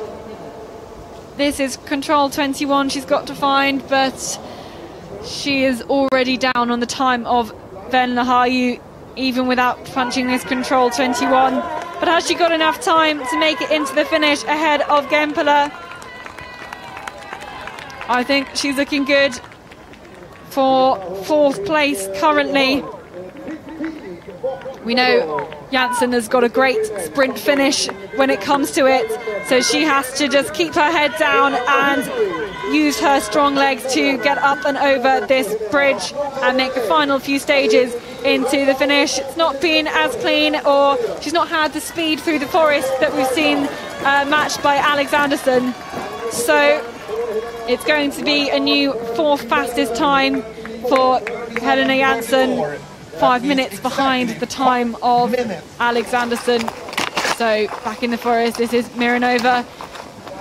She's already behind the time of then Lahayu, though, at this point, although we did see Hayu make a mistake at control 18. So she takes the punch, and she is 47 seconds behind Ven Lahayu.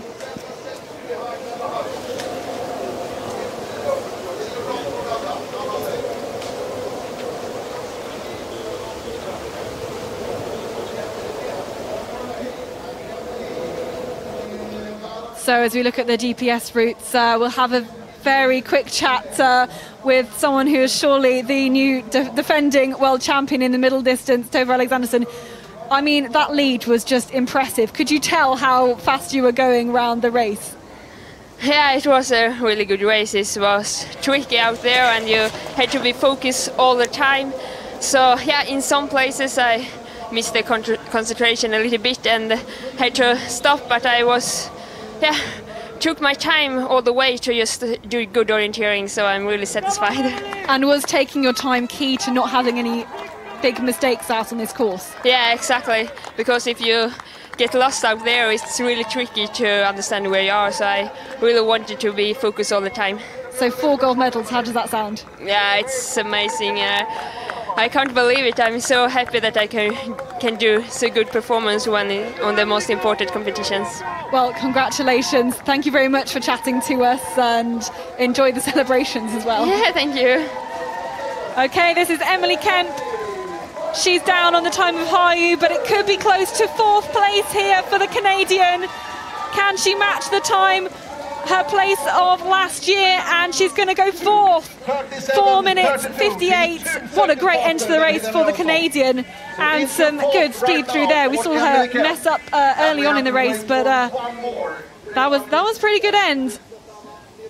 And here we see the small mistake of Haru, and let's see if that opens a possibility for Mironova. Actually, it does. It's going to be close. It's going to be very close for the bronze medal. So it's the last starter.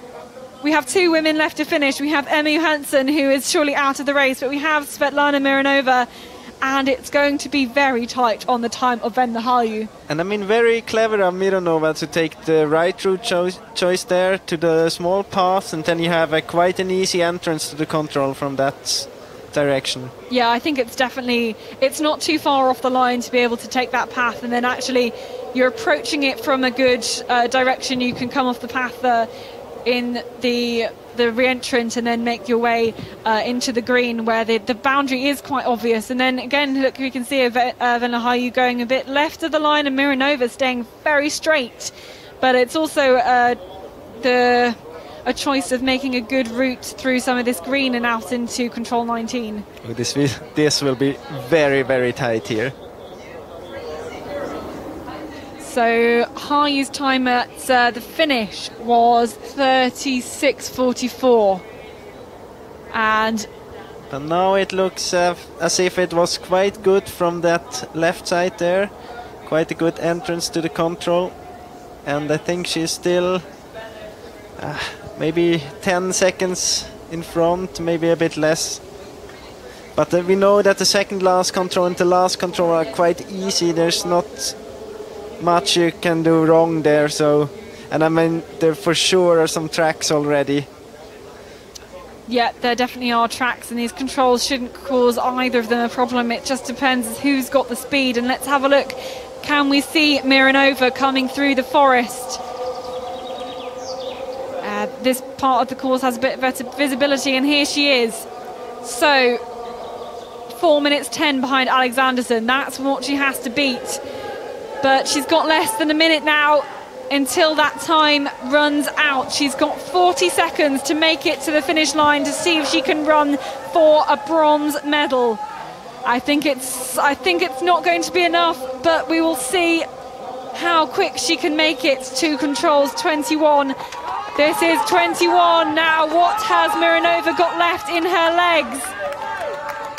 Looking good leg speed as she's coming down this hill. She needs to keep it controlled, and that's exactly what she is doing as she will turn the corner, but she's only got 10 seconds to make it to a bronze medal, and it's going to be too late. She's got 5 seconds. She will surely come into 4th place, but there is the bronze. She is late on the bronze, but she's going to make into a great 4th place for our last starter on this women's middle distance race. So it is a great 4th place for Mironova, but she will probably see how close it was to the time of Venlahayu for a bronze medal. There we go. That was our last starter in the competition today. Not quite our last finisher. We're still waiting for Emma Johansson at the finish, but Mironova will know it was so close to a medal. 7th, Natalia Gempel, Russia. 8th position, Vendela Horkichkova, Czech Republic.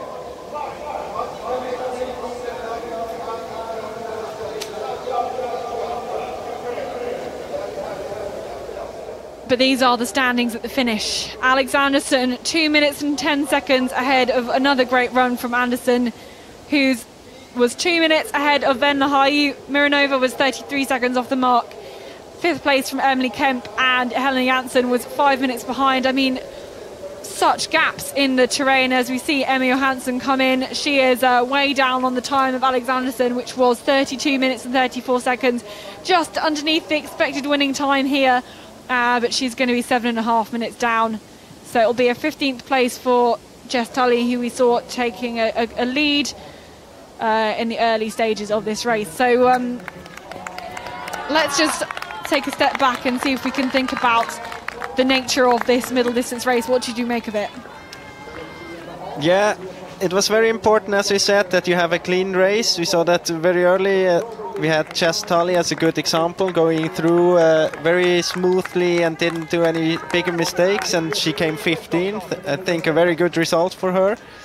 And we saw that Tove Alexandersson did the same, but with a speed which is just incredibly strong. And I think we will see many girls a bit disappointed tonight, because there are many having the potential to be 4 minutes after in a middle distance course, and today you could actually get a medal when you're just 4 minutes behind. So yeah, many who missed the chance there today. Yeah, it was a very tricky course that I think was a really great middle distance course, and I think it provided a lot of challenges, and we saw people mess up. I just want to remind you of Tove Alexandersson. You can see her lead again, of what she said. She said she was kind of taking it a bit easy, even, because she wanted to make sure her orienteering was right, and she did exactly what Anderson did, and she knew that if she was a bit off the mark, she slowed down and she collected herself and collected her navigation and then kept going. Yeah, that's exactly what we said before the race, that you have to be very clear in this with your orienteering technique here, and as soon as you get a bit confused about the terrain, you have to stop and restart with your orienteering, and we saw that very clearly today. As we look down the results as well, there'll be many who'll be happy with their place, and there will be many also frustrated. I think a lot of frustrated people today because of the mistakes that were made. I think even in the men's race as well, though more mistakes made in the women's. Can we say that? I don't know actually. We have seen many mistakes in the men's race as well, so that would be unfair to say that it's more here. But yeah, the mistakes by the women were a lot bigger, weren't they? Yeah, especially when we had this leg from 5 to 6, where we saw many girls running wrong direction from the path, and I think that's something you actually can avoid. Yep, and even though the winners, they said they made a few mistakes, crucially, they limited the damage and they were able to recognise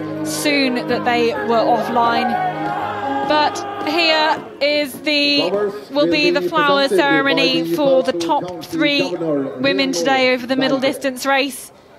Once the results are confirmed, they will get their medals. So, bronze medalist, 3rd place for Finland, it's Venla Harju. And she looks delighted with her 3rd place today.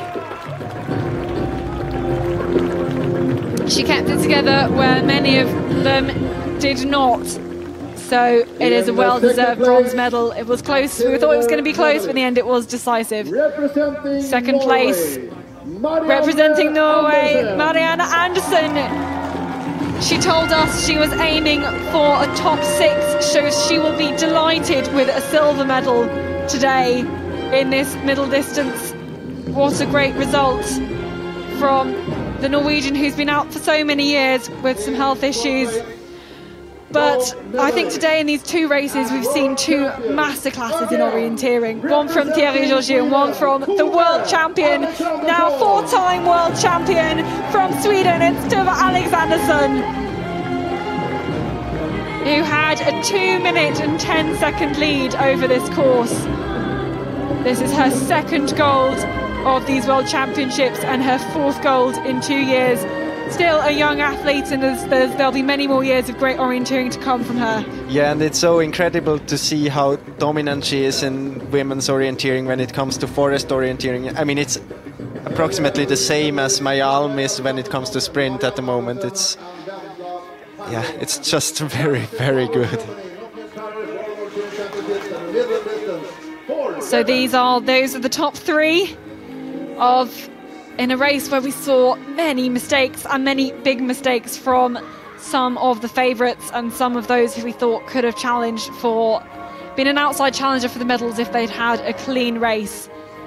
But 3 smiles all round, and these were the routes. This is what did it. Yes, we see that Mironova is following the path a bit longer there in the beginning, but otherwise all of them quite together. But we also see that Andersen maybe doesn't have the same speed as Alexandersson. And I mean, there's like already 2 groups, it's Alexandersson and the rest. And we see that none of them is doing any bigger mistakes here in the beginning. And just Alexandersson is just running away from them. Here we see splitting up a bit, Mironova going more to the left. Losing a bit time to Harju and that one. Harju is actually doing a really good race in the first half of the course. And we see that Andersen is just going the same speed everywhere and very smoothly through the whole course so far. And Mironova is quite much behind here, and we know that she will come back for a fight for the medal, so... Also here we see that Alexandersson is taking another route choice to that one, going more to the left and maybe have a bit more easy entrance to the control. And now we know that Harju is gonna do some mistakes here, so that's where she loses the silver medal. And opens up for Mironova to come back for the fight for the bronze medal.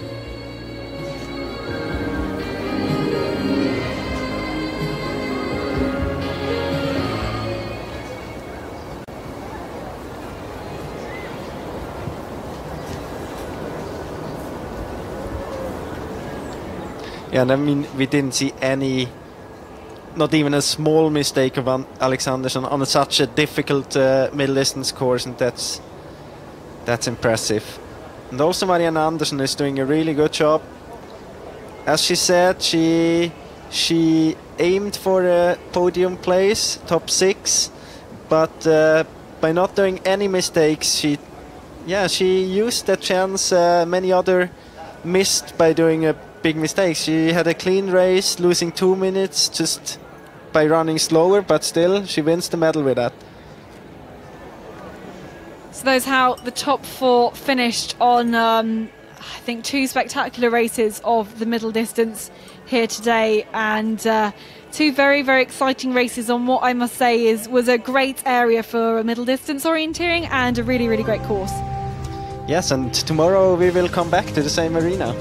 We will indeed, but as we leave you with some pictures from today's middle distance race, that is it from the live orienteering coverage today, from me and from Jonas Mertz and from Jonas Mattes.